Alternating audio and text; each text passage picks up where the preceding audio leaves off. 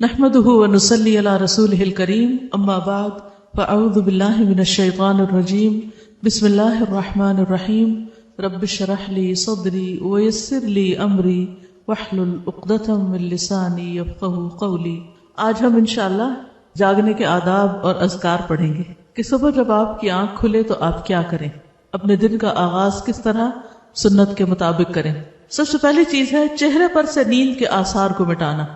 حدیث میں آتا ہے، ابن عباس سے روایت ہے کہ رسول اللہ صلی اللہ علیہ وسلم نیند سے بیدار ہوئے اور نیند کے آثار کو ختم کرنے کے لیے چہرے پر ہاتھ پھیرنے لگے۔ چہرے پر ہاتھ پھیرنے لگے کس طرح؟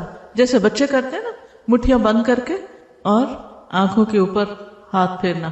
اور پھر اسی طرح اگر انسان یہ سمجھتا ہے کہ اس کا جسم اکڑا ہوا ہے یا کسی اور جگہ پر اس کو خود اپنے آپ کو دبانے کی ضرورت ہے تو اپنے اپنی طبیعت کے مطابق آپ خود کو جگانے کے لیے کوئی بھی طریقہ اختیار کر سکتے ہیں۔ بعض لوگ اکوپریشر کے ساتھ اپنی ٹریٹمنٹ خود کرتے رہتے ہیں۔ اگر کسی بھی طرح آپ کو صبح اٹھنے میں مشکل پیش آتی ہے، کسی بیماری کی وجہ سے، کسی ایسی تھکاوٹ کی وجہ سے کہ ساری رات سونے کے باوجود آپ نہیں جاگ پاتے پراپر طریقے سے، تو اس صورت میں آپ کو ضرور ایسے طریقے سیکھ لینے چاہیے کہ جب اٹھیں آپ تو واقعی فریش ہوں اور دن کا آغاز پراپر طریقے سے کر سکیں، کیونکہ جس چیز کا آغاز اچھا نہ ہو اس کا انجام کیا اچھا ہوگا۔ تو اس میں ہمیں بہت کانشیسلی اور بہت توجہ کے ساتھ اپنی اصلاح کے طریقے سوچنے ہیں کہ ہم جب اٹھیں تو ایک تو سنت کے مطابق عمل کریں، اور اس کے علاوہ اگر ہمیں کسی بھی طرح سے ضرورت ہے اپنے علاج کی تو اس پر بھی توجہ دیں۔ سو کر اٹھنے کے بعد ہاتھ وغیرہ دھو لینے چاہیے۔ رسول اللہ صلی اللہ علیہ وسلم نے فرمایا، جب تم میں سے کوئی نیند سے بیدار ہوا تو اپنے ہاتھ کو وضو کے پانی میں ڈالنے سے پہلے دھو لے، اس لیے کہ تم میں سے کوئی یہ نہیں جانتا کہ رات کو اس کا ہاتھ کہاں تھا۔ ابھی تو ٹیپ وغیرہ ہوتی ہے نا، تو ٹیپ کو تو آپ ویسے ہی کھول لیتے ہیں، لیکن جب باقاعدہ کوئی ایسے لوٹے وغیرہ یا ایسی چیزیں نہیں ہوتی تھی، وضو کے لیے پانی لپ بھر کے، یعنی اب تو ہے نا کہ مگ وغیرہ ہوتے ہیں اس کے ذریعے لوگ پانی نکال لیتے ہیں، لیکن پہلے زمانے میں اور آج بھی بہت سی جگہوں پر ایسے حالات ہیں کہ لوگ ہاتھوں سے ہی پانی لیتے ہیں، تو گندے ہاتھ کو پانی میں نہیں ڈالنا چاہیے۔ پھر اسی طرح ایک اور حدیث میں آتا ہے، حذیفہ رضی اللہ عنہ سے روایت ہے کہ نبی صلی اللہ علیہ وسلم جب رات کو نیند سے بیدار ہوتے تو اپنا منہ مسواک سے صاف کرتے۔ نبی صلی اللہ علیہ وسلم نے فرمایا، جب تم میں سے کوئی نیند سے بیدار ہو اور وضو کرے تو 3 مرتبہ ناک میں پانی ڈال کر جھاڑے، کیونکہ شیطان اس کی ناک کے بانسے میں رات گزارتا ہے۔ ٹھیک ہے، بیسیکلی یہ ساری چیزیں وضو میں شامل ہیں، یعنی سب سے پہلے ہاتھ دھونا، پھر اس کے بعد کلی وغیرہ کرنا، ناک صاف کرنا، منہ دھونا۔ رسول اللہ صلی اللہ علیہ وسلم نے فرمایا، جب آدمی رات کو سو جاتا ہے تو شیطان اس کی گدی پر 3 گرہیں لگا دیتا ہے۔ ہر گرہ پر یہ پھونک دیتا ہے کہ ابھی تو بہت رات ہے، سو جاؤ۔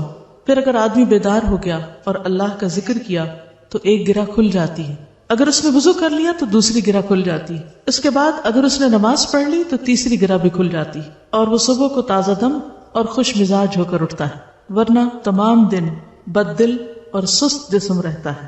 یعنی اگر آپ اٹھتے ہیں اور وضو نہیں کرتے، نماز نہیں پڑھتے، تو آپ کی کیفیت اس طرح نہیں ہوتی جو ایک پراپر طریقے سے وضو اور نماز پڑھنے والے کی ہوتی۔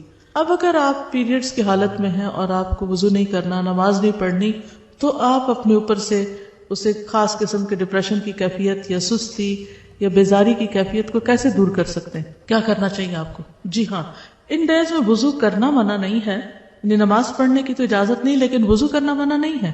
آپ اسی طرح اپنے ہاتھ دھوئیں، اچھی طرح ناک صاف کریں، مسواک خوب اچھی طرح کریں، اور جیسے وضو کرتے ہیں اسی طرح پورے ہاتھ کو دھو لیں۔ اگر نہانا چاہے تو نہا بھی سکتے ہیں، نہانا بھی منع نہیں ہے۔ اور پھر اگر کوئی اور کام کاج کر رہے ہیں تو چلتے پھرتے بھی ذکر اذکار کرتے رہیں، تو انشاءاللہ وہ جو کیفیت ہے ایک گھٹن کی سی یا تنگی کی، وہ دور ہو جائے گی۔ ٹھیک ہے، یہ بتائیے کہ آپ لوگ مسواک کتنے منٹ تک کرتے ہیں؟ تقریباً مسواک کتنی دیر تک کرتے ہیں؟ کتنے لوگ 15 منٹ کرتے؟ میں 15 منٹ مسواک کرتی ہوں، مسلسل 15 منٹ، کیونکہ مسواک ایسی چیز نہیں ہوتی ٹوتھ برش کی طرح کہ جس کو آپ 2 دفعہ ادھر ادھر کریں اور آپ کا منہ صاف ہو جائے، کیونکہ اگر آپ ایک ایک دانت کو باہر سے اور اندر سے اور پھر تالو اور پھر ٹنگ اور پورے ایریے کو، حتیٰ کہ آپ اپنے ٹانسلز وغیرہ ہیں وہاں تک اگر آپ مسواک لے جاتے ہیں اور پوری طرح کلین کرتے ہیں تو اتنا ٹائم تو کہیں گیا ہی نہیں۔ اس وقت بھی میری تسلی نہیں ہوتی کہ واقعی چھوڑ دینا چاہیے، صرف یہ ہوتا ہے کہ بہت وقت جا رہا ہے تو اس لیے چھوڑنا پڑتا ہے۔ 3 منٹ میں کوئی مسواک نہیں ہوتا، اور نہ دانت صاف ہوتے ہیں نہ منہ صاف ہوتا ہے۔ اس کو تھوڑا سا انکریز کر لیجیے۔ اگر آپ سمجھتے ہیں کہ آپ کے لیے مشکل ہے کہ آپ اٹھے ہی دیر سے کیونکہ جو دیر سے اٹھے گا وہ یہ نہیں کر سکے گا. اس کے لیے آپ کو 15 منٹ کم از کم پہلے اٹھنا پڑے گا. اور اگر آپ دیر سے اٹھیں کسی وجہ سے اور اس وقت آپ کو وقت نہیں ملا تو آپ کیا کر سکتے ہیں, واک کے دوران یا کسی بھی اور کام کاج کے دوران آپ مسواک کرتے رہیں. مثلاً اگر آپ ایک اسٹریچ میں نہیں کر سکتے تو 2-3 وقفوں میں کر لیں, لیکن صحیح معنوں میں منہ کی صفائی اگر ہو جائے تو آپ بہت سے امراض سے بچ سکتے ہیں. اور بہت سے لوگوں کو جو منہ سے اسمیل آنے کی بیماری ہوتی اور اس سے دوسروں کو کس قدر اذیت ہوتی, فرشتوں کو بھی اذیت ہوتی. اب آپ دیکھیے, آپ نماز پڑھ رہے ہیں اور آپ کے منہ سے اسمیل آ رہی, آپ کے پاس کھڑے ہونے والوں کو سخت تکلیف ہو رہی, ان کی نماز کا بھی خشوع ختم ہو گیا اور فرشتے بھی آپ سے دور ہو گئے کہ آپ کے منہ سے اسمیل آئے چلے جا رہی. تو کیا اس کا علاج کرنا ہمارا فرض نہیں؟ تو اس کے علاج میں سب سے اہم نسخہ کیا ہے؟ مسواک کرنا اور کافی دیر تک کرنا, حتیٰ کہ یہ بیماری ختم ہو جائے. صرف چند چیزیں, کوئی سونف کھا لیے, کوئی الائچی کھا لی, تو اس سے تو وقتی طور پر آپ اس کو فریش کر سکتے ہیں کہ ان چیزوں کی خوشبو آ جائے آپ کے منہ سے, لیکن آپ کے سانس کے ساتھ جو گندگی آ رہی ہے وہ نہیں رک سکتی جب تک آپ اس کا پراپر علاج نہیں کرتے. اور اس کے علاج میں نمبر 1 نسخہ یہی ہے کہ صبح سویرے اچھی طرح مسواک کریں, زبان اور تالو اور پورے منہ کے ہر حصے کو اچھی طرح صاف کریں, کیونکہ نبی صلی اللہ علیہ وسلم ایسی فوڈ بھی استعمال نہیں کرتے تھے کہ جس کی وجہ سے منہ سے اسمیل آئے, کیونکہ آپ نے فرمایا کہ میں اس سے بات کرتا ہوں جس سے تم نہیں کرتے. تو ذکر کی حالت میں تو ہم بھی اللہ ہی سے بات کر رہے تھے. پھر اسی طرح یہ ہے کہ صبح اٹھتے وقت کچھ دعائیں بھی پڑھنی چاہیے. اب یہ نہیں کہ آپ سارا وضو وغیرہ کر کے پھر آ کے سو کے اٹھنے کی دعا پڑھ رہے ہیں. سو کر اٹھنے کی دعا کب پڑھی جائے گی؟ فوراً بعد. سیدنا ابو ہریرہ سے روایت ہے کہ رسول اللہ صلی اللہ علیہ وسلم نے فرمایا, جب تم میں سے کوئی جاگے تو کہے الحمدللہ الذی عافانی فی جسدی ورد علی روحی وَأَذِنَ لِي بِذِكْرِهِ. سب تعریف اللہ کے لیے ہے جس نے میرے جسم کو عافیت دی اور مجھ پر میری روح لوٹائی اور مجھے اپنے ذکر کی توفیق دی. ایک اور روایت میں آتا ہے کہ رسول اللہ صلی اللہ علیہ وسلم جب جاگتے تو فرماتے الحمدللہ الذی احیانا بعدما اماتنا وإلیہ النشور. تمام تعریف اللہ کے لیے ہے جس نے ہمیں مرنے یعنی سونے کے بعد دوبارہ زندگی دی اور اسی کی طرف لوٹ کر جانا ہے. تو نیند جو ہے وہ موت کی بہن ہے, اور ہر روز ہم مرتے اور زندہ ہوتے ہیں, سوتے اور جاگتے ہیں. اگر ہم عادت بنا لیں کہ اٹھتے ہی اللہ کا ذکر کرنا ہے تو قیامت کے دن جب اٹھیں گے تو زبان پر کیا ہوگا؟ پھر اللہ ہی کا ذکر ہوگا, اللہ ہی کی طرف دوڑیں گے. تو یہ عادتیں آپ کو دنیا میں بنانی پڑیں گی, اس زندگی میں یہ سب کچھ کرنا پڑے گا, تب آپ اس قابل ہوں گے کہ آپ آخرت میں اللہ کے مقرب یا پسندیدہ بندوں صالحین میں شامل ہو سکیں. بیدار ہونے پر نیند کا غلبہ دور کرنے کے لیے آنکھیں وغیرہ ملنے کے بعد سورۃ آل عمران کی آخری 10 آیات پڑھیے. عبداللہ بن عباس سے روایت ہے کہ انہوں نے نبی صلی اللہ علیہ وسلم کی زوجہ اور اپنی خالہ یعنی وہی ہے زوجہ حضرت میمونہ کے گھر میں ایک رات گزاری. وہ فرماتے ہیں کہ میں تکیے کے عرض کی طرف لیٹ گیا. عرض کس کو کہتے؟ چوڑائی. اور رسول اللہ صلی اللہ علیہ وسلم اور آپ کی اہلیہ نے تکیے کی لمبائی پر آرام فرمایا. رسول اللہ صلی اللہ علیہ وسلم سوتے رہے اور جب آدھی رات گزر گئی یا اس سے کچھ پہلے یا کچھ بعد آپ بیدار ہوئے. یہ کیوں کہہ رہے ہیں کچھ پہلے کچھ بعد؟ کیونکہ اس دور میں گھڑیاں تو تھی نہیں کہ ایگزیکٹ ٹائم دیکھ کے بتاتے. تو آپ نے اپنے ہاتھوں سے نیند کو دور کرنے کے لیے آنکھیں ملی, پھر آپ نے سورۃ آل عمران کی آخری 10 آیتیں تلاوت فرمائیں. کہاں سے شروع ہوتی؟ ان فی خلق السماوات والارض واختلاف اللیل والنہار لآیات لأولی الالباب آخر تک. اسی طرح سو کر اٹھنے پر معوذتین بھی پڑھی جائیں گی. عقبہ بن عامر سے مروی ہے کہ نبی صلی اللہ علیہ وسلم نے ان سے فرمایا, کیا میں تمہیں ایسی 2 صورتیں نہ سکھا دوں جو ان تمام صورتوں سے بہتر ہوں جنہیں لوگ پڑھتے ہیں؟ میں نے عرض کیا کیوں نہیں یا رسول اللہ. چنانچہ نبی صلی اللہ علیہ وسلم نے مجھے سورۃ الفلق اور سورۃ الناس پڑھائیں. پھر نماز کھڑی ہوئی, نبی صلی اللہ علیہ وسلم آگے بڑھ گئے اور نماز میں یہی دونوں صورتیں پڑھیں. پھر میرے پاس سے گزرتے ہوئے فرمایا, اے عقبہ تم کیا سمجھے, یہ دونوں صورتیں سوتے وقت بھی پڑھا کرو اور بیدار ہو کر بھی پڑھا کرو. ٹھیک ہے, تو صبح شام کی دعا میں ہم 3 بار ان کو پڑھ لیتے ہیں. ٹھیک ہے, تو وہ پڑھنا بھی کافی ہو جاتا ہے اگر آپ اس ترتیب سے پڑھتے ہیں. اٹھنے کا سب سے بہترین وقت کون سا ہے؟ کتنے بجے کا الارم لگاتے ہیں؟ آپ نے کبھی دیکھا بچوں کی کتابیں اس میں 7 بجے کے الارم کی گھڑی بنی ہوتی ہے اور وہ اٹھتے ہی 7 بجے ہیں, اور بچپن سے ان کے ذہن میں یہ بات پڑ جاتی ہے کہ شاید اٹھنے کا وقت ہی 7 بجے. تو ہمارے دین میں صبح اٹھنے کا وقت جو ہے وہ اذان سے بھی پہلے کا ہے. اگر آپ اس کی عادت ڈال لیں تو کچھ مشکل نہیں, صرف یہ کہ اٹھنے کا ایک وقت فکس کر لیں. جب وہ ٹائم فکس ہو جاتا ہے تو پھر آپ کی بایولوجیکل کلاک جو ہے وہ آپ کو جگا دیتی ہے, پھر اس کے بعد سونا بوجھل لگنے لگتا ہے. ابو مسلم کہتے ہیں کہ میں نے ابو ذر رضی اللہ عنہ سے پوچھا, رات کے کس حصے میں قیام کرنا سب سے افضل ہے؟ ابو ذر نے کہا میں نے بھی رسول اللہ صلی اللہ علیہ وسلم سے یہی سوال کیا تھا جس طرح تم نے مجھ سے سوال کیا. آپ نے فرمایا رات کے پچھلے پہر یا نصف رات میں، لیکن ایسا کرنے والے بہت تھوڑے ہیں. نصف رات کے بعد اٹھنے والے بہت تھوڑے ہیں، اور اس کے بھی آخری حصے میں فجر سے کچھ دیر پہلے ہو جائے تو یہ بھی بہت کم لوگ اٹھتے ہیں، لیکن اٹھنے کا یہ وقت بہت بہترین ہے. اس وقت میں اٹھنے والے کا اجر کیا ہے؟ رسول اللہ صلی اللہ علیہ وسلم نے فرمایا جنت میں ایسے بالا خانے بھی ہیں جن کا اندرونی حصہ باہر سے نظر آتا ہے اور بیرونی حصہ اندر سے نظر آتا ہے. جیسے آپ دیکھیے دیوار کے باہر تو نہیں آپ دیکھ سکتے، کہاں سے دیکھ پا رہے ہیں؟ شیشے سے. ایک دیہاتی نے پوچھا یا رسول اللہ صلی اللہ علیہ وسلم یہ کس کے لیے، یعنی اتنے خوبصورت گھر کس کے ہوں گے؟ فرمایا اس شخص کے لیے جو اچھی بات کرے، کھانا کھلائے، اور جب لوگ رات کو سو رہے ہوں تو صرف اللہ کے لیے نماز ادا کرے. جب لوگ سو رہے ہوں تو صرف اللہ کے لیے نماز ادا کرے. ایسے لوگوں کو وہاں بنے بنائے گھر ملیں گے. دنیا میں اگر کوئی آپ سے یہ کہے کہ آپ رات کے اس حصے میں اٹھ جائیں تو آپ کو اتنا بہترین گھر ملے گا، تو کتنے لوگ ضرور اٹھیں گے؟ سبھی اٹھیں گے، کوئی بھی نہیں سوئے گا. کیوں؟ کیونکہ یقین ہوگا نا ان کو. آخرت کے بارے میں ہمیں شاید یقین نہیں ہے کہ ہم کچھ کریں گے تو اس کا کچھ فائدہ ہے. عموماً ہم کیا دیکھتے ہیں کہ اور بھی تو نہیں کر رہے، دوسرے نہیں کر رہے تو ہمیں کیوں کرنا ہے؟ کیا یہ تینوں کام بہت ہی مشکل ہے؟ اچھی بات کرنا واقعی مشکل ہے مشکل. کیوں؟ کیونکہ سوچ سمجھ کے کرنی پڑتی ہے نا. اچھی بات کرنے کے لیے آپ کا دل، آپ کی سوچ، آپ کے خیالات بہت مثبت ہونے چاہیے. اگر آپ کا دل اچھا نہیں، آپ کی سوچ مثبت نہیں، تو آپ کی بات کبھی بھی اچھی نہیں ہو سکتی. بھلے آپ حدیثیں بھی کوٹ کریں، قرآن کی آیات بھی سنائیں، تو بھی لوگ کیا کرتے ہیں؟ موقع محل کے بغیر اپنے فائدے میں جو حدیثیں اور آیتیں آتی ہیں وہ دوسروں کو مارتے رہتے ہیں، سناتے نہیں، مارتے رہتے ہیں. کیوں؟ کیونکہ انہوں نے اپنا کوئی مقصد پورا کرنا ہوتا ہے، لہٰذا وہ اس طرح کی کوئی حدیث یا آیت دوسروں کو سنائیں گے. بظاہر دیکھنے میں اچھی بات ہے آیت اور حدیث، لیکن کیا اس کا امپیکٹ بھی وہ آ رہا ہے جس کو آپ کسی ایسے موقع پر آیت سنا رہے ہیں کہ وہ سننے کو تیار نہیں، یا وہ اس کے فائدے میں نہیں، آپ کے اپنے فائدے میں ہے؟ تو ہو سکتا ہے کہ وہ شخص اور زیادہ دین سے دور ہو جائے. تو آپ نے قرآن سنا کر لوگوں کو اللہ کی محبت اگر نہیں دلائی اور دور کر دیا، تو پھر آپ کے اس سنانے کو اچھی بات کہی جائے گی. اچھی بات کرنا کیوں مشکل ہے؟ کوئی بتائے گا؟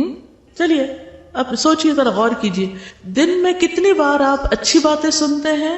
کلاسز وغیرہ کو چھوڑ دیجئے، عام روزمرہ زندگی کی بات ہے، اور لوگوں کے ساتھ معاملہ کرنے کی، گھر والوں کی، آپ کے بہن بھائی آپ سے جو باتیں کرتے ہیں یا آپ ان سے جو بات کرتے ہیں، یا اپنے نیبرز کے ساتھ یا اپنی کلاس فیلوز کے ساتھ انفارمل جو آپ کی باتیں ہوتی ہیں، یا آپ کو جو سننے کو ملتی ہیں دوسروں سے، آپ کچھ بتائیں گے کہ ان میں سے کتنی فیصد باتوں پہ آپ بہت خوش ہوتے ہیں، آپ کا دل خوش ہو جاتا ہے، آپ کی روح سیراب ہو جاتی ہے، اور آپ کے اندر ایک موٹیویشنل لیول بڑھ جاتا ہے. اور کتنی باتیں ایسی ہوتی ہیں کہ آپ کچھ کرنے جا رہے ہوتے ہیں تو صرف کسی کی جلی کٹی بات یا منفی بات آپ کا سارا موریل ڈاؤن کر دیتی. تو کیا کہیں گے؟ کتنی باتیں اچھی ملتی ہیں اور کتنی باتیں اچھی نہیں ملتی. غور کیجئے نا، سوچئے. دیکھیے اس بات پر میں کیوں ٹھہری ہوں کہ اگرچہ بات ہو رہی تھی صبح جلدی اٹھنے کی، لیکن بعض لوگ تہجد بھی پڑھ لیتے ہیں، صبح جلدی بھی اٹھ جاتے ہیں، لیکن بات اچھی نہیں کرنا جانتے. دوسری بات جو تھی وہ تھی کھانا کھلانا، اور تیسری بات جب لوگ رات کو سو رہے ہوں تو صرف اللہ کے لیے نماز ادا کرنا، صرف اللہ کے لیے، دکھاوے کے لیے نہیں. نبی صلی اللہ علیہ وسلم نے فرمایا اللہ تعالیٰ 3 قسم کے لوگوں سے محبت کرتا ہے. جاننا چاہتے ہیں کہ وہ کون ہے؟ اور پھر یہ بھی دیکھیے کہ کیا ہم ان میں ہیں کہ نہیں. ان پر ہنستا ہے اور ان سے خوش ہوتا ہے. ایک وہ آدمی کہ اس کی جماعت فرار ہو گئی، یعنی سارے بھاگ گئے، لیکن وہ ان کے بعد اللہ کے لیے لڑتا رہا، قتل ہو گیا، یا اللہ تعالیٰ نے اس کی مدد کی اور اسے کفایت کی. اللہ تعالیٰ ایسے آدمی کے بارے میں کہتا ہے میرے بندے کی طرف دیکھو، وہ اپنے آپ سے کیسے صبر کروا رہا ہے. اب آپ کہیں گے کہ ہم تو نہ جنگ کرنے والوں میں سے، نہ کہیں جانے والوں میں سے، تو ہم پہ تو یہ لاگو ہی نہیں آتی بات.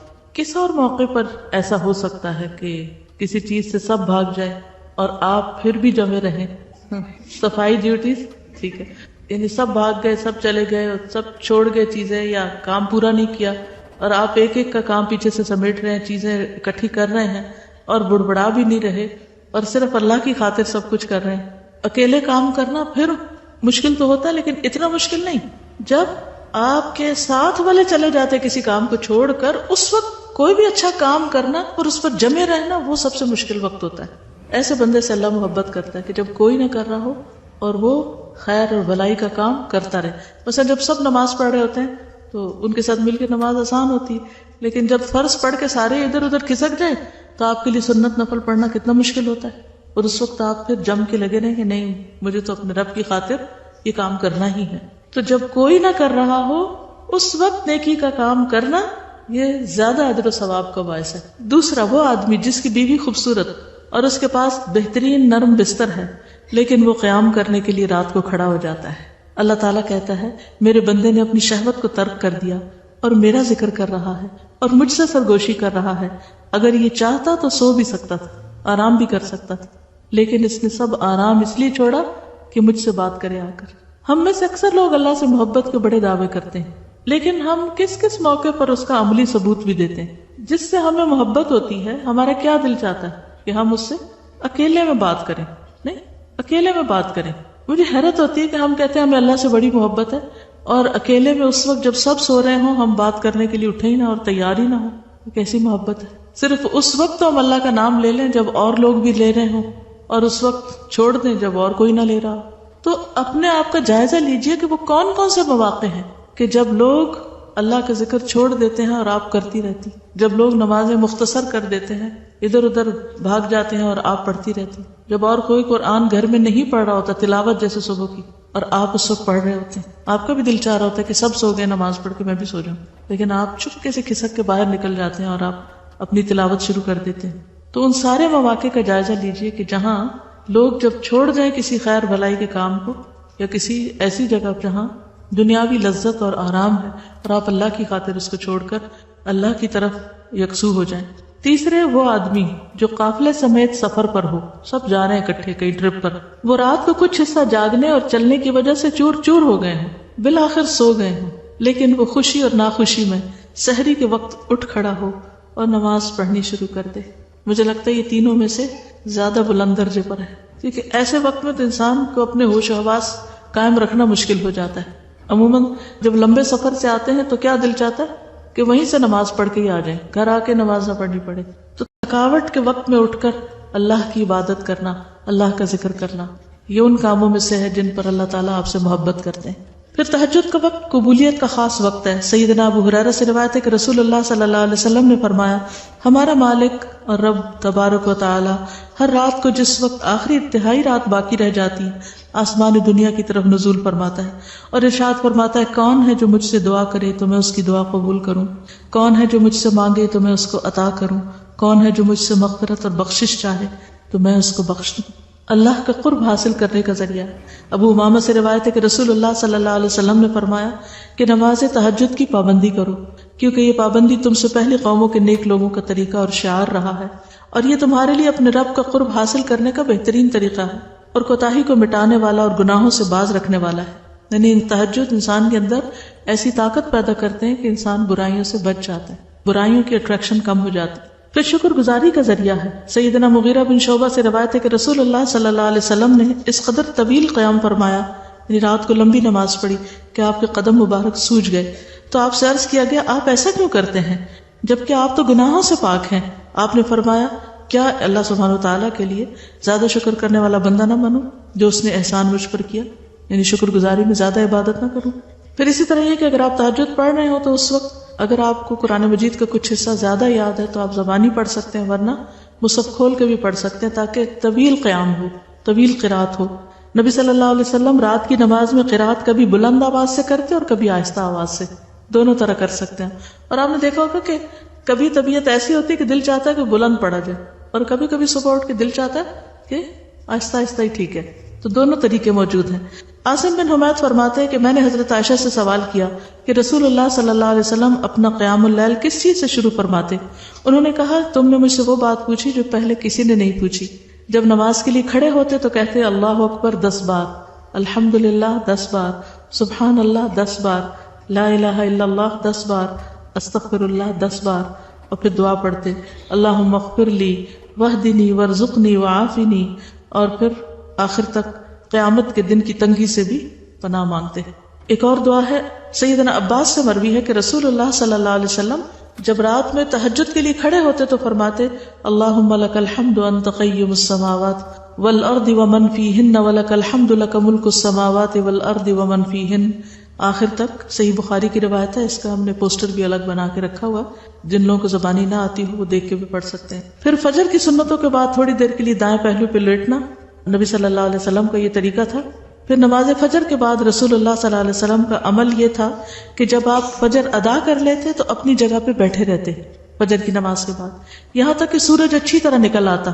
سیدنا انس سے روایت ہے کہ رسول اللہ صلی اللہ علیہ وسلم نے فرمایا، جس نے فجر کی نماز باجماعت ادا کی پھر سورج نکلنے تک بیٹھا رہا، اللہ کو یاد کرتا رہا، پھر 2 رکعت نماز ادا کی، یہ کون سی نماز ہے؟ اشراق، تو اسے مکمل ایک حج اور ایک عمرے کا ثواب ملے گا۔ آپ نے تاکید کے لیے لفظ مکمل تامتن 3 بار دہرایا، مکمل حج اور عمرہ، مکمل حج اور عمرہ، مکمل حج اور عمرہ۔ تو اس سے کیا پتہ چلتا ہے کہ اگر انسان تہجد سے لے کر فجر اور فجر کے بعد اشراق تک کا وقت اللہ کے ذکر کے لیے مخصوص کر لے تو یہ سب سے بہترین طریقہ ہے، نبی صلی اللہ علیہ وسلم کا طریقہ ہے۔ لیکن زندگی میں مثلا شادی سے پہلے آپ اس طریقے کو بہت آسانی سے اختیار کر سکتے ہیں، لیکن شادی کے بعد جب شوہر اور بچوں کی مختلف ضروریات آپ کو پوری کرنی پڑتی ہیں تو بعض اوقات مشکل ہوتا ہے۔ پھر جب بچے بڑے ہو جاتے ہیں پھر دوبارہ سے آسانی ہو جاتی ہے۔ اس لیے خاص طور پر ان بچیوں سے میں کہوں گی کہ جن کے اوپر ابھی ایسی کوئی ذمہ داریاں نہیں ہیں، وہ اپنی دن بھر کی روٹین کو اس طرح سیٹ کریں کہ فجر سے کچھ پہلے اٹھنے کی عادت ڈال لیں۔ اگر ابھی آپ ڈالیں گے اور اس میں دعائیں مانگیں گے تو انشاءاللہ آئندہ بھی اللہ تعالیٰ آپ کے لیے آسانی فرمائے گا، اور اس سے بہت ساری برائیوں سے بچ بھی جائیں گے۔ اور وہ نوجوان جس کی جوانی اللہ کی عبادت میں گزری ہو، وہ ان 7 لوگوں میں سے ایک ہے کہ جو عرش کے سائے تلے ہوں۔ ہم کہتے ہیں کہ ابھی تو ہم جوان ہیں، بوڑھے ہوں گے تو پھر تہجد وغیرہ پڑھ لیں گے، نہیں، ابھی سے شروع کیجئے، ابھی سے آغاز کیجئے۔ اللہ تعالیٰ نے آپ کے اپنے اندر ایسی چیزیں رکھی ہیں، ایسی نشانیاں رکھی ہیں وفی انفسکم، کہ جس میں اس دور کے لوگوں کے لیے اور آج بھی جن کے پاس الارم کلاکس نہیں ہیں یا اور ایسے اسباب نہیں ہیں، تو اگر آپ اپنے آپ کو آخری عمل کے طور پر 3 سے 5 دفعہ یہ کہیں کہ مجھے اتنے بجے اٹھنا ہے، اتنے بجے اٹھنا ہے، تو آپ کے برین کے اندر وہ چیز سٹور ہو جائے گی، اور پھر وہ وقت جب آئے گا تو برین آپ کو جگا دے گا۔ سورۃ مزمل بہت موٹیویشنل سورت ہے۔ کسی نے لکھا ہے، استاذہ آپ نے حرام کھانے کا ذکر کیا، مجھے آپ سے اپنا ایک واقعہ شیئر کرنا ہے۔ مجھے نہیں پتا کہ یہ سوال اور واقعہ آپ کے ٹاپک سے ریلیٹڈ ہے کہ نہیں، پر میرے دل میں بہت کھٹکتا ہے۔ ہم 3 فرینڈز کو یونیورسٹی میں پارٹی کے لیے 2000 روپے کی ضرورت تھی، جو کہ ہمارے پاس نہیں تھے۔ اس وقت ہم لوگوں کو آئیڈیا آیا کہ ہم یونیورسٹی کے اسٹوڈنٹس سے یہ کہہ کے مانگیں کہ ایک غریب عورت ہے، جو ہم نے اپنے مائنڈ میں بٹھا کر کہ دنیا میں کتنی غریب عورتیں ہیں جن کو پیسوں کی ضرورت ہوتی، اگر ان کا نام لگا کر مانگ لیا تو بات تو سچ ہی ہوگی۔ یعنی ہم نے تعویل کر لی کہ ایک غریب عورت ہے، اس کو پیسوں کی ضرورت ہے، اور ہم نے یہی کیا۔ سب نے ہماری ہیلپ کی اور آخر کار ہمارے پاس 2000 روپے آ گئے اور ہم نے خوب پارٹی انجوائے بھی کر لی۔ مجھے بتا دیجئے کہ کیا ہم نے حرام کھایا؟ اگر ایسا ہے تو میں اس کا مداوع کیسے کروں؟ کیا مجھے اصل میں کسی ضرورت مند کو 2000 روپے دینے ہوں گے، یعنی حقیقی ضرورت مند کو؟ پلیز میری مدد کریں۔ ایک اسٹوڈنٹ ہے یونیورسٹی کی، ان 3 فرینڈز نے مل کر دھوکے سے اسٹوڈنٹ سے پیسے لیے۔ سب سے پہلی بات یہ ہے کہ ایک مسلمان کا مال دوسرے مسلمان کے لیے حرام ہے۔ نبی صلی اللہ علیہ وسلم نے فرمایا، اللہ تعالیٰ غیرت کرتا ہے، اور اللہ کی غیرت یہ ہے کہ کوئی ایسی چیز کا ارتکاب کرے جسے اللہ نے حرام کیا۔ یعنی انسان کے لیے کسی بھی حرام کام کو اللہ تعالیٰ ناپسند کرتا ہے۔ صرف حرام طریقے سے پیسہ کمانا ہی نہیں، بلکہ غیبت، جھوٹ، کوئی بھی حرام کام جب انسان کرتا ہے تو اللہ تعالیٰ کو اس پہ غیرت آتی ہے۔ ابو حمید ساعدی کہتے ہیں کہ رسول اللہ صلی اللہ علیہ وسلم نے فرمایا، کسی شخص کے لیے اپنے کسی بھائی کا مال ناحق لینا جائز نہیں، کیونکہ اللہ نے ایک مسلمان پر دوسرے مسلمان کا مال حرام قرار دیا۔ تو پھر یہ کیا ہے؟ جھوٹ بول کر کسی کا مال لینا کیا ہے؟ حرام کام کا ارتکاب کرنا، اور وہ مال بھی کیا ہوگا؟ حرام ہوگا۔ رسول اللہ صلی اللہ علیہ وسلم نے فرمایا، اگر کوئی پاکیزہ چیز ہی کھا سکے تو ایسا کرے، اس لیے کہ سب سے پہلے انسان کا پیٹ ہی بدبودار ہوتا ہے۔ تو اس لیے ایسی پارٹی کے لیے حرام طریقے سے مال کما کے کسی کے مال سے کچھ کھائے تو یہ غیر طیب بھی ہوگا اور حرام میں ہوگا، اور اس کا انجام کیا ہوگا؟ پھر کسی کا مال ہنسی مذاق میں بھی لینے کی اجازت نہیں۔ اگر یہ کہنا کہ ہم کسی سے مذاق کر کے یا کسی کے ساتھ ٹرک کر کے کچھ لے رہے ہیں تو یہ بھی درست نہیں۔ نبی صلی اللہ علیہ وسلم نے فرمایا، تم میں سے کوئی شخص اپنے بھائی کی کوئی چیز ہرگز نہ لے، نہ مذاق میں نہ حقیقتاً۔ کوئی کسی کی کوئی چیز نہ لے، نہ مذاق میں نہ حقیقتاً، نہ چوری کے ذریعے نہ دھوکے کے ذریعے اور نہ ہی مذاق کرتے کرتے کہ میں تو تمہارا دل دیکھ رہا تھا. پھر جھوٹ بولنا جو ہے قرآن مجید کے بالکل شروع میں ہی آتا ہے وَلَهُمْ عَذَابٌ عَلِيمٌ بِمَا كَانُوا يَكْذِبُونَ. ان کے لیے دردناک عذاب ہوگا اس لیے کہ وہ جھوٹ بولتے تھے. تو جھوٹ بولنے کا انجام کیا ہے؟ دردناک عذاب. اور جب انسان چوری کرتا ہے یا دھوکہ دیتا ہے تو دراصل جھوٹ کا دروازہ کھل جاتا ہے، اس پر جھوٹ سے کام لیتا ہے. اور منافق کی علامات میں سے پہلی علامت جس کے اندر جھوٹ پایا جائے وہ پکا منافق ہے. یعنی جھوٹ اتنی بری خصلت ہے کہ جس کے اندر ہے اس کو منافق ہونے کا ٹھپا لگا دیا گیا. اور منافق کا انجام کیا؟ جہنم کے سب سے نچلے درجے میں. اور سنجیدگی یا مذاق میں بھی جھوٹ جائز نہیں. حدیث میں آتا ہے لا يصلح منه جد ولا هزل. سنجیدگی یا مذاق کسی بھی صورت میں جھوٹ بولنا درست نہیں. نبی صلی اللہ علیہ وسلم نے جھوٹے شخص سے بیزاری کا اعلان کیا ہے.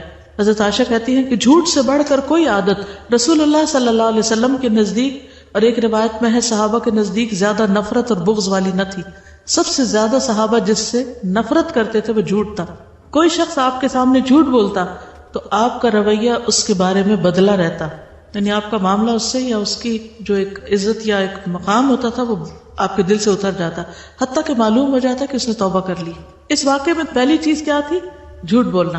انہوں نے جھوٹ بولا. دوسری کیا ہے؟ دھوکہ دیا. کس کو؟ جن سے پیسے مانگے. ابو ہریرہ سے روایت ہے کہ رسول اللہ صلی اللہ علیہ وسلم غلے کے ایک ڈھیر پر سے گزرے. آپ نے اپنا ہاتھ اس میں ڈالا تو انگلیاں تر ہو گئی. آپ نے غلے کے مالک سے پوچھا یہ کیا؟ اس نے کہا یا رسول اللہ یہ بارش کی وجہ سے بھیگ گیا.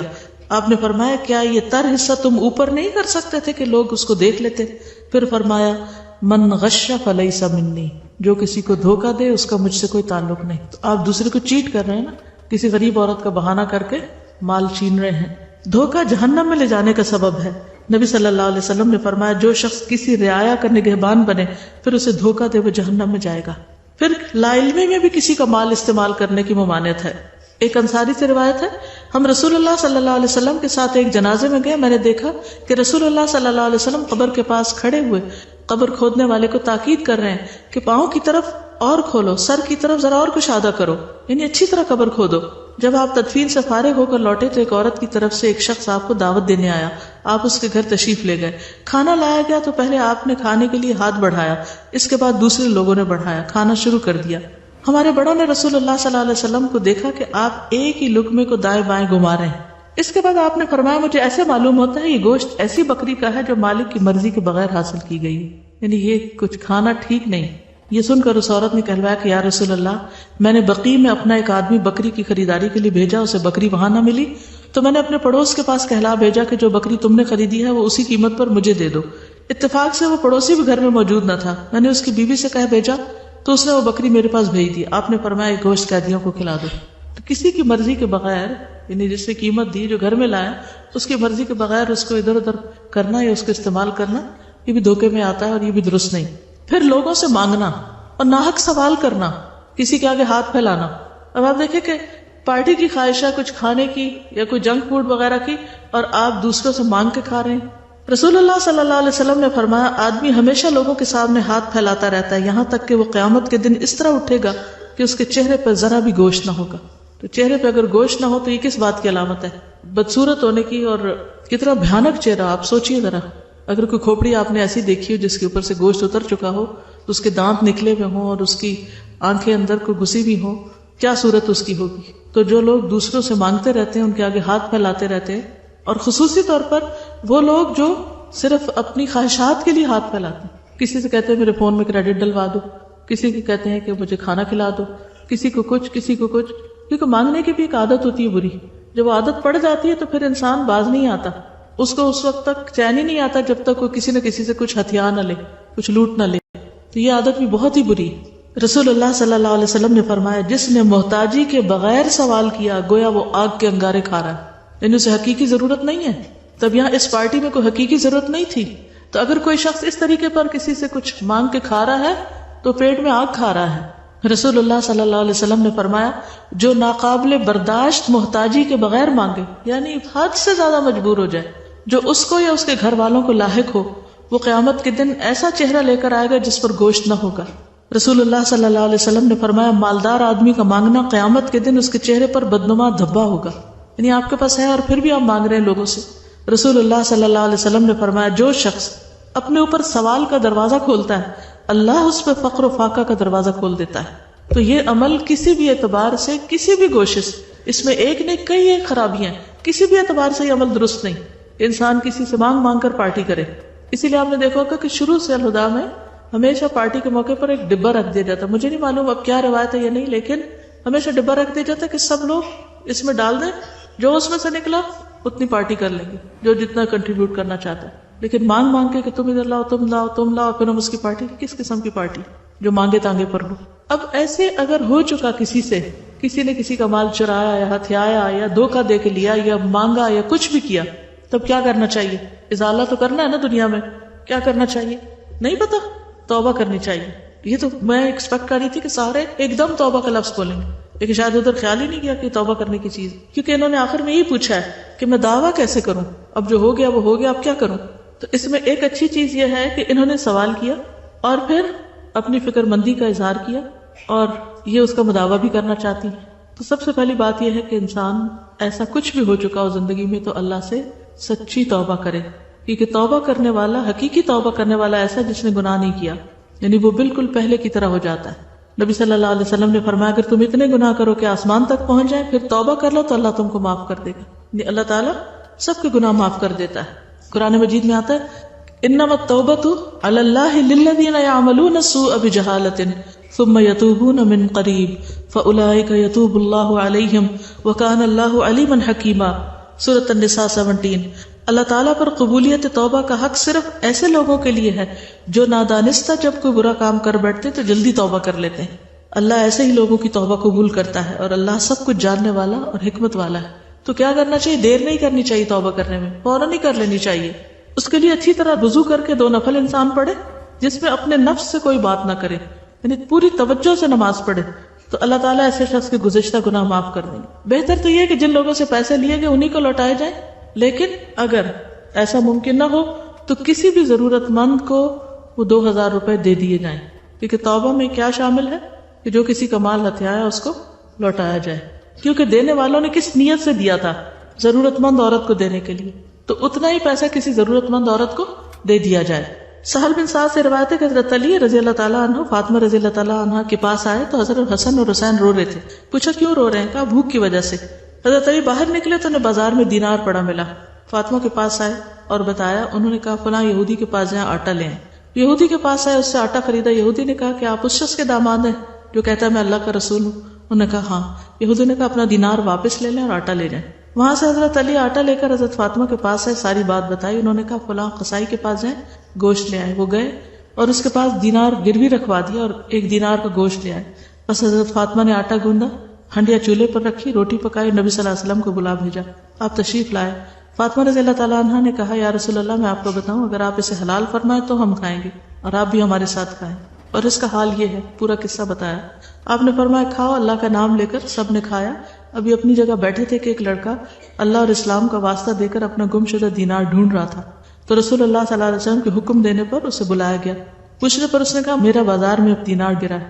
آپ نے فرمایا علی اس قصاب کے پاس جاؤ، اس سے کہو کہ رسول اللہ صلی اللہ علیہ وسلم فرماتے وہ دینار میرے ہاں بھیج دو، کیونکہ گروی رکھا تھا جا کے. تمہارا دینار میرے ذمہ ہے. چنانچہ اس نے دینار بھجوا دیا. آپ نے اس لڑکے کے حوالے کیا. یعنی ویسے بھی وہ خرید کے نہیں لائے تھے بلکہ صرف ڈپازٹ کرایا تھا، کیونکہ ہو سکتا نیت یہی ہو کہ جو مالک ملے گا تو اس کو واپس کر دیا جائے گا جب تک قرضہ اتارنے کے قابل ہو جائے. تو اس میں بھی آپ دیکھیں کہ جب مالک مل گیا تو کیا کیا؟ واپس کر دیا. جب ایسے گناہ ہو جائے تو اس کے بعد نیکیاں کرنے کی طرف اور زیادہ توجہ کرنی چاہیے، کیونکہ ان الحسنات یذھبن السیئات. رسول اللہ صلی اللہ علیہ وسلم نے فرمایا جب تم سے کوئی گناہ ہو جائے تو اس کے بعد کوئی نیکی کرو. یعنی وہ 2000 تو دینا ہی دینا، وہ تو ایک فرض ہے، لیکن اس کے علاوہ انسان ویسے صدقہ خیرات کرتا رہے. نبی صلی اللہ علیہ وسلم نے فرمایا اتبع السیئۃ الحسنۃ تمحوها. اگر تم سے گناہ ہو جائے تو اس کے بعد نیکی کر لیا کرو جو اسے مٹا دے گی. پھر استغفار کثرت سے کرے انسان، تسبیحات پڑھے، اور ان تسبیحات میں استغفر اللہ الذی لا الہ الا هو الحی القیوم واتوب الیہ. تو جو شخص یہ پڑھے گا اس کے پچھلے گناہ معاف کر دیے جائیں گے، اگرچہ اس نے کفار کے مقابلے سے بھاگنے کے گناہ عظیم کا ارتکاب ہی کیوں نہ کیا، کبیرہ گناہ ہی کیوں نہ ہو. رسول اللہ صلی اللہ علیہ وسلم نے فرمایا جو شخص سبحان اللہ وبحمدہ ایک دن میں 100 بار کہے تو اس کے گناہ معاف کر دیے جاتے ہیں، اگرچہ سمندر کی جھاگ کے برابر ہی کیوں نہ ہو. تو اللہ تعالیٰ سے دعا ہے کہ اللہ تعالیٰ ان کی مغفرت فرمائے اور ہم سب کو بھی بخش دے اور ہمیں صحیح راستے پر چلنے کی توفیق عطا فرمائے.